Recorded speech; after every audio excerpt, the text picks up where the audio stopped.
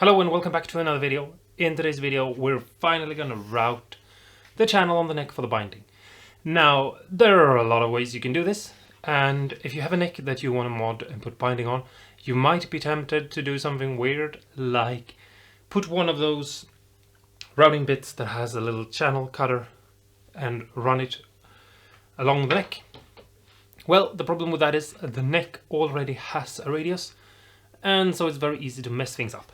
So the way I do this is that I clamp it between two things like this, and I make sure I have a flat surface and a tiny little edge like this, and I just put my binding material on the edge, along the edge like this, and I feel it so that it lies flush with the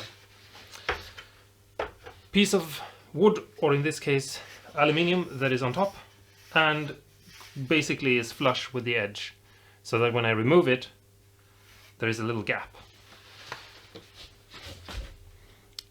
And I hope you can see that little gap there. It's like a little ledge. So now that we route with our bit, it will hopefully work out great for us. This is also something you can make into a jig if you want to. I haven't done that because this is, you know, like the third time ever I have to do this, so it doesn't come up that often for me, basically.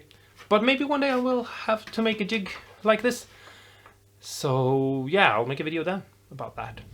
It will be super easy to do because you just need a couple of screws and two things that are straight and longer than your neck. Anyway, let's jump into it and get this done, because after that we can remeasure the frets and cut new lines in the fretboard for the new frets, which will be fun to install later.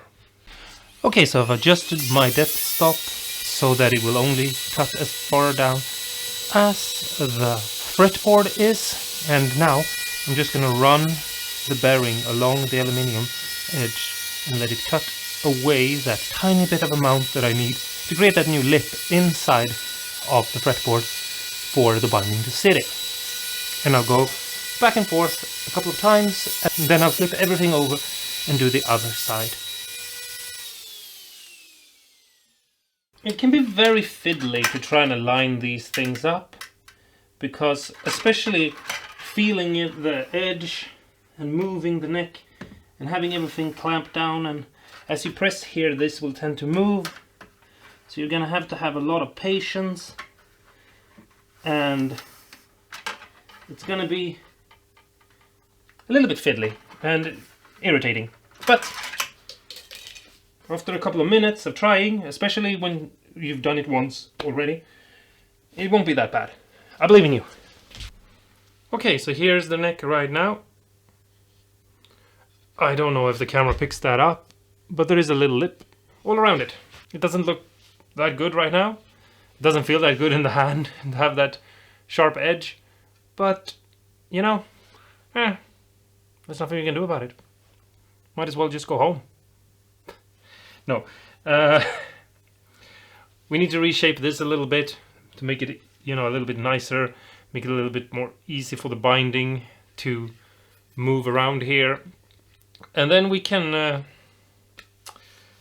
move on to the next part. So let's just quickly see what we're gonna do about this. I have a file here that I've taken off the handle of. I will put back the handle once I'm done, and I'm just gonna clean up this edge a little bit. Go over it like this, just a couple of times to make sure that it looks neat for the binding. So I put the handle back on.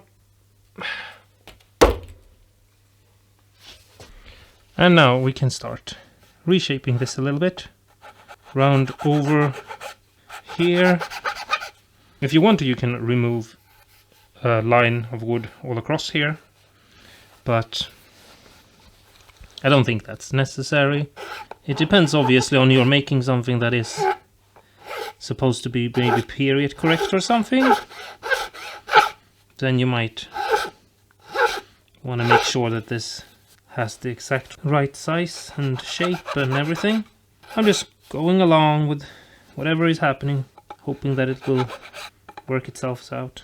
So I've rounded it over a little bit more there than here, so I'm just gonna... Another reason why we have to reshape this a little bit is because we have to remove the finish so that we will get to the bare wood. And also in my case, which, you know, might not be the same for you, this was actually sort of messed up and looked a little bit wonky from the factory. So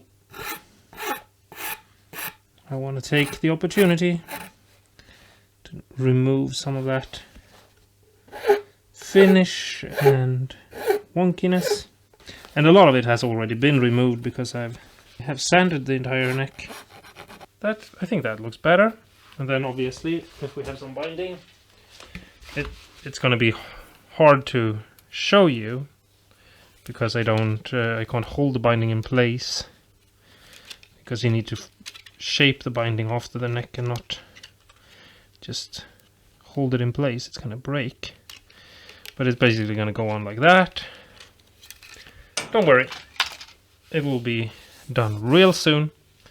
I'm going to take a break now, drink some coffee, wash my hands, there's so much dust on them. So yeah, the neck is basically ready for binding. What we need to do is we need to sand it a little bit more because we need to get everything finalized and good and ready to go for the binding. I'll do that off camera because you don't need to see me sand, or maybe you do, but then you'll have to ask for it. No, seriously, next thing we're gonna do is we're gonna recut the slots for the frets in the next video, and we're gonna make sure that they are straight and nice and that there's no issues or anything weird and wonky like that. And yeah, and then in the next video we're gonna, well, not in the next video, but the video after that one, we're gonna put on the binding, and then we can start, you know, cutting the frets to length and making sure that they are all nice before we install them. And so yeah, there's a couple of more videos. Let me know if this whole idea I had about, you know, taking it apart this much and not just make one video, if that is actually a good idea. I mean, obviously it's going to be too late once you see these videos because I've already done it, because I'm filming all of these in one, you know, in one day, because I'm doing all of this in one day, or at least most of it in one day. It's starting to get kind of late already. Takes longer to build a neck than you might think. I could also, if you want me to, take all of these videos that I'm doing now that is just like 1 day's amount of work or 2 days amount of work, hopefully not that much, and put them all into one video and edit them together into one big video later. That could also be a thing if you feel like it's a little bit too spread out with all these short videos, or at least what I hope is short. I've already been filming for 2 minutes. God damn it. I'm gonna go. You are gonna stay awesome and cool. Don't forget to do that. And you're gonna put binding on something. Doesn't have to be a guitar. Could be a girlfriend or boyfriend. Stupid joke, stupid joke. Ah.